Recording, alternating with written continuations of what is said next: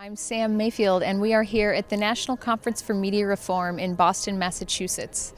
We are here with media makers and media educators, and we're going to spend some time getting to know what brings people here, what the issues are that they are concerned about, and where the reform movement is going. Activism without intellectual thought is really dangerous, and intellectual thought without reason to do it is really dangerous as well. You put the two together, and I think free press and the people who come to this kind of conference really put that together well. Earlier today, fantastic panel on Egypt, Afghanistan, and the coverage of war. Sharif Abdel-Quddus was the first speaker, Democracy Now! Senior producer, and he's just done such a remarkable job covering the uprising in Egypt, the 18 days that rocked the world. Really made this epic political event personal, so that every day I think people waited with bated breath.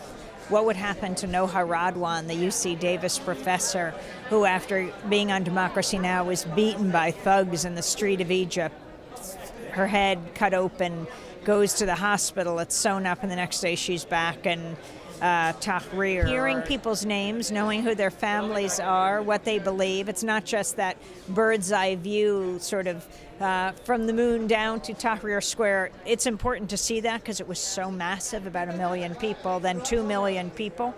But also, who are these people? When you had the corporate media looking like they were under the covers in the hotel room with a lower third that said, reporting from an undisclosed location, versus Sharif Abdel-Quddus in Tahrir broadcasting to everyone. I call that trickle-up journalism.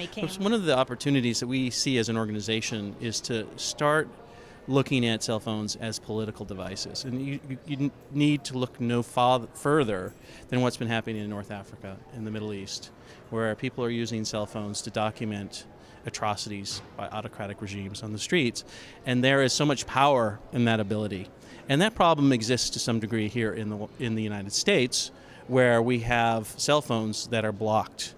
We have networks that are blocking certain applications and devices, and increasingly we see that as an area to do a lot of good organizing around, to get people really engaged in defending this notion that my cell phone is political. What does this mean in the future when we think about consolidation of media outlets, and for instance AT&T? Right. What does that look like? Well, that's a problem, right? Right now AT&T has proposed a $39 billion merger with T-Mobile, and when those two entities come together, you'll have between AT&T and Verizon, which is the other player, controlling nearly 80% of the market for cell phone access. AT&T and Verizon are opponents of network neutrality, this idea that we should have open access to the internet.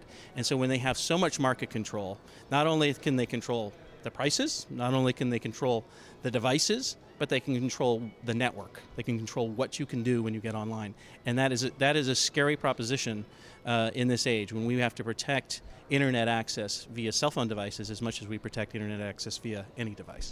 What's so scary about them having control over what we do when we're on the internet? Well, you have to look at the internet, and you have to look at how revolutionary the last 20 years of popular internet use have been for people. We have taken an information network that's largely top-down. If you look at traditional broadcast media, traditional print media, and we've turned it on its head. The internet made that possible. And now as more and more people are going online, and importantly, more and more people are going online via handheld devices, we need to make sure that the last 20 years of this open experiment of the internet, we're not just that, an experiment.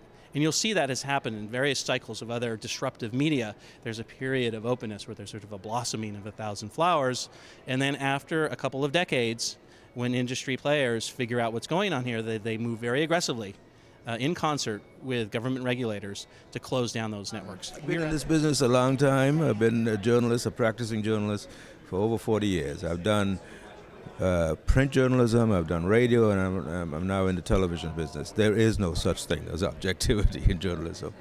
You know, it is all editorial decisions at whatever level they're made, they are subjective.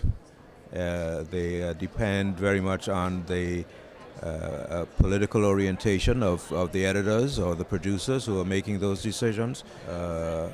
And it's a myth that the corporate media likes to perpetrate. It's sort of in their interest to say, I mean, take Fox, for example. You know, Fox calls itself balanced, right? Truthful and balanced network, truthful and balanced news. It's but the product is quite the opposite, isn't it? Totally biased, totally in favor of corporate interests. Well, I think one of the most critical things going on right now is the rise of is the very deliberate rise of irrationality, and the very deliberate use of emotion and narrow identity to appeal to especially white fears about what's going on. What do you mean white fears? Well, fears. I mean, the Tea Party movement, even though it may be a relatively fringe movement, is very powerful within the political realm, and there's no doubt that is being pushed by fears of what is happening or fears by what has been the stories that have been told about how black people are moving in and taking over what should be the rightful property of white people. And the fact that so much is made of Obama's race as a central kind of hinging aspect of this. I mean, that's really dangerous. Now, I don't believe the people who are funding this, like the billionaires, like the Kochs, I don't think they really believe that. But they know that they can utilize this audience around those fears to support their own right-wing corporate agenda.